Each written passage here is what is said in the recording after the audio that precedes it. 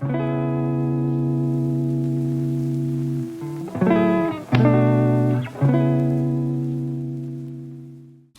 everyone, welcome back to my channel. My name is Ariana, but you can call me Ari.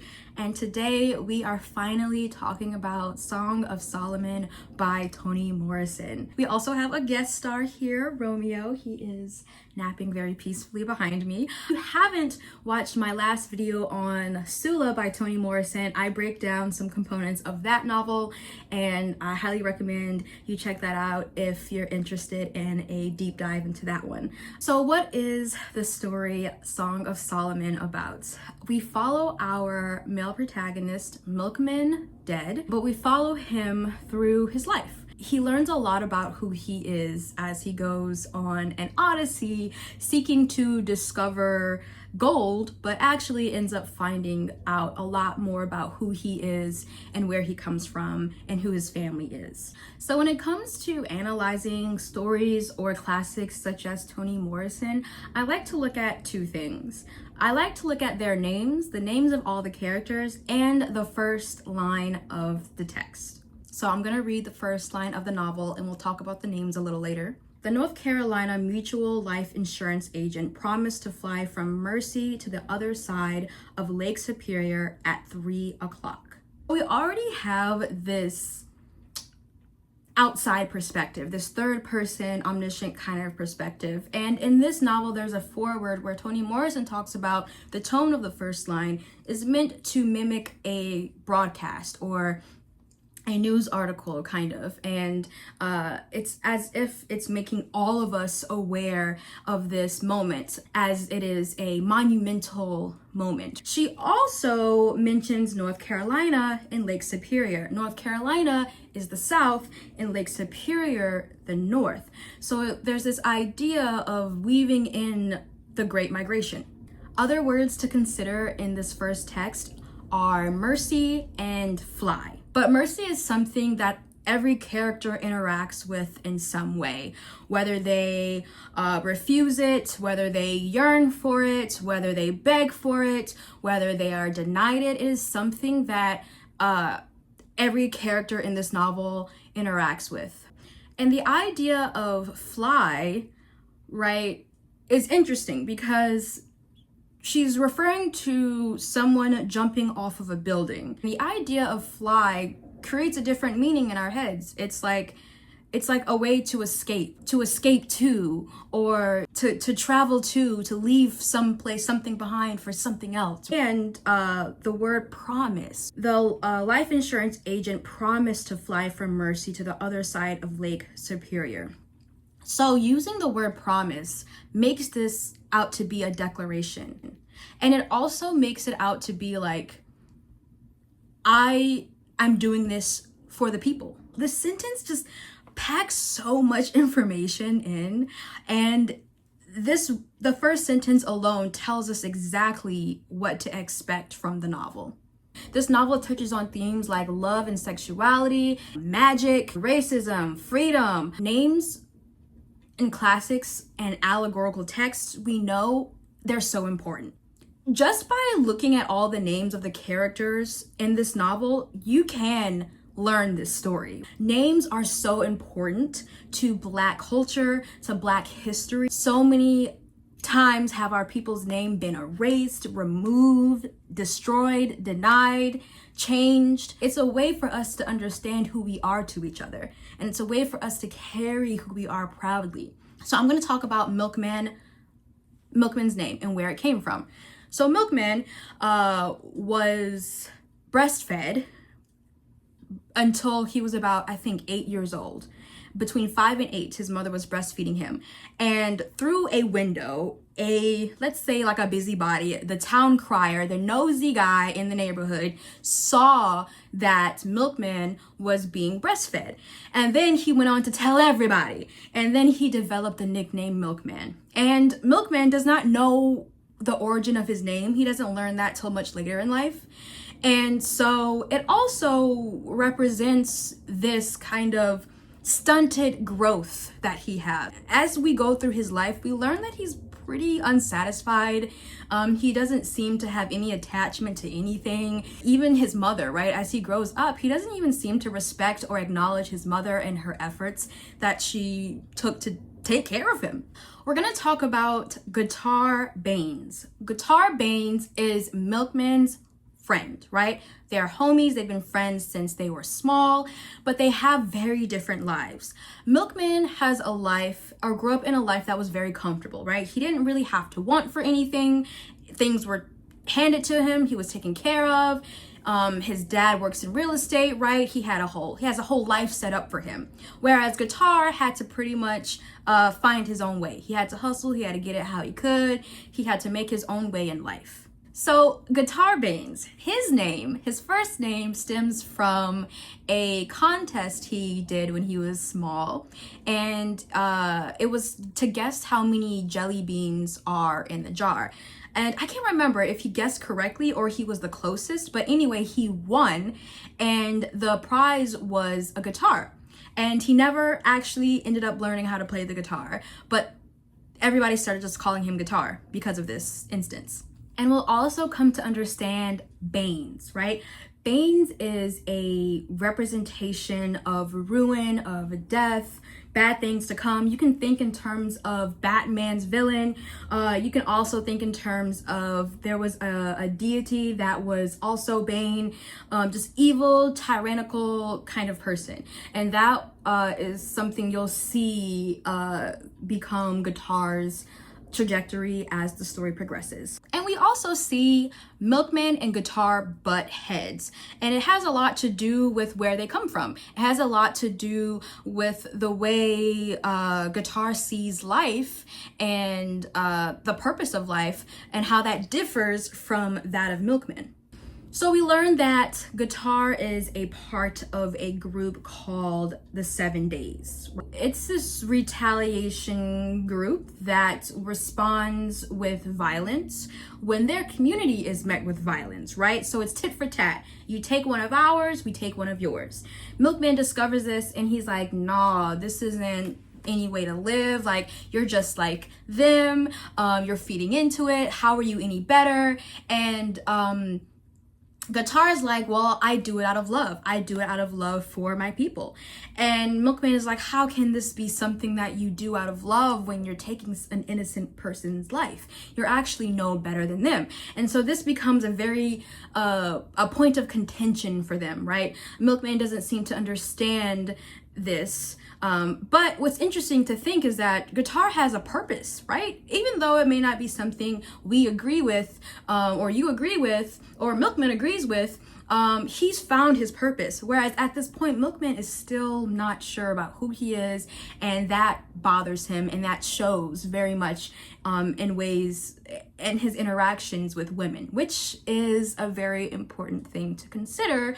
Is though this is a male protagonist we're following, the women in Milkman's life play a very critical role in how he was raised, and the things he learned, and his knowledge of his history and his past and who he is today. So speaking of love, right? Guitar does what he does out of love. Milkman has no idea who he is, but love is a very strong theme as well. As Milkman grows up, he starts to engage with his cousin, Hagar.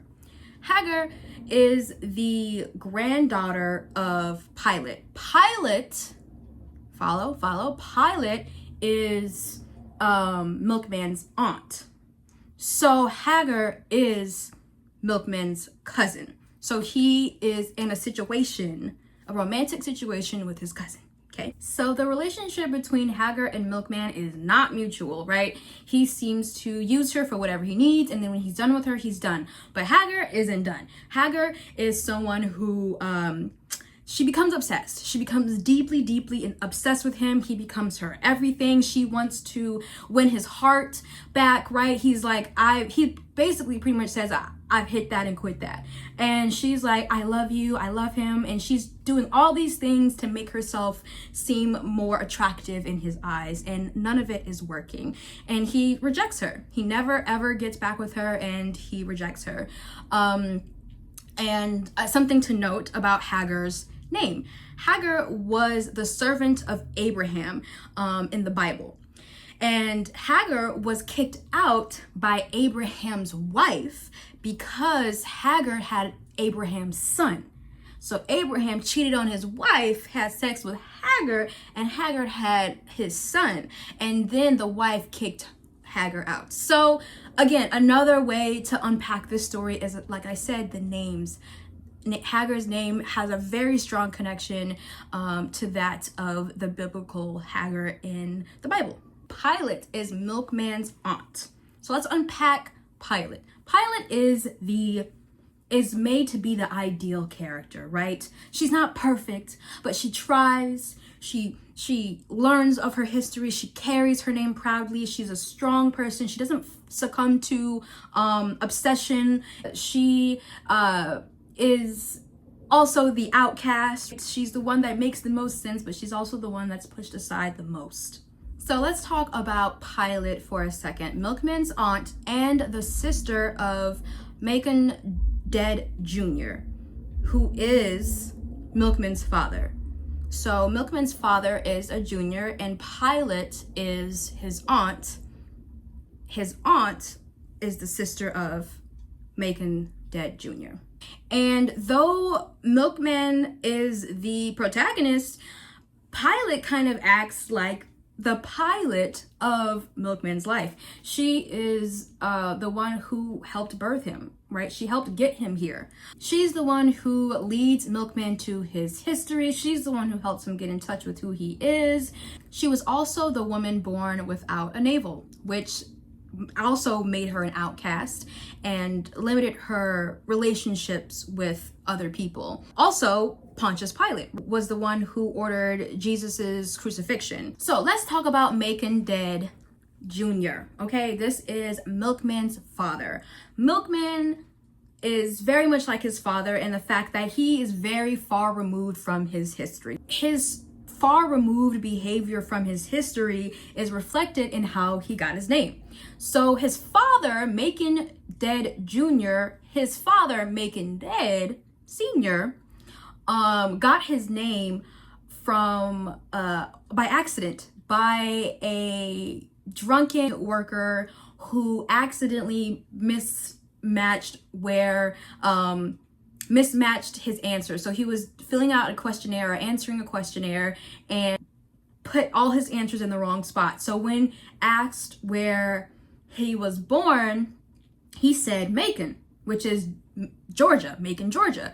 But the drunken idiot put it under his name, his first name.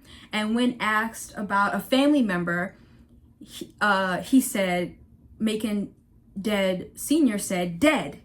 And he put that under, the drunk man put it under his last name. So basically, he messed up the answers and carelessly misidentified him. Because of that, Macon Dead Jr. doesn't have a strong sense of who he is either, just like Milkman. So Macon Dead was shot for his property by this white family called the Butlers. They wanted his property, and he was like, no, I'm not giving up my property. You're gonna have to, and they did. When Macon Dead Sr. was shot, his children, Pilate, I keep saying Pilate, that is not that woman's name, Pilate and Milkman hide in this log, like a log and like a tunnel, like a log tunnel.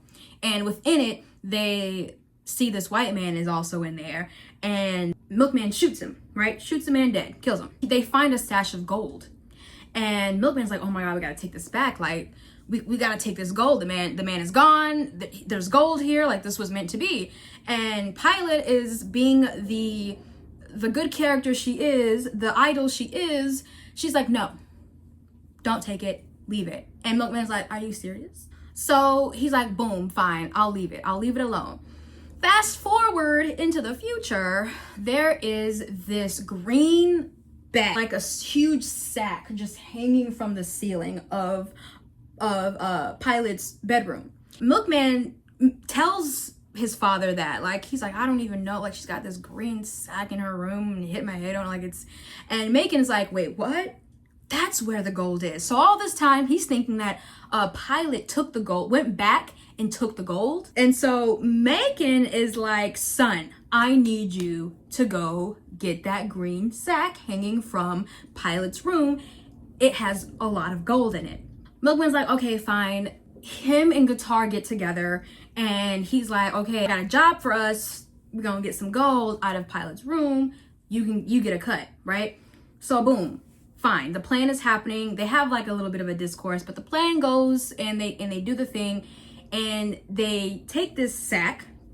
And upon taking this sack, they learn that it is actually not a sack of gold. It is a bag of bones. The bones of Macon dead Sr. So now Milkman is determined to go on this odyssey to find the gold. His odyssey takes him from north to south, so the opposite of the Great Migration. So he goes from Pennsylvania, then to Virginia, and while all this is happening, Hagar is losing her mind with she's sick with love for missing Milkman. This is a show of how flight can negatively affect the women at home. When men are leaving, they just leave. They're not thinking about the kids, they're not thinking about their wives, they're thinking about there's a better life out there for me and I'm gonna go find it. Pilot is left to figure out and pick up the pieces. He's off on an odyssey. In the process of him on this odyssey, while Haggard is slowly losing her mind, Guitar catches up with Milkman. And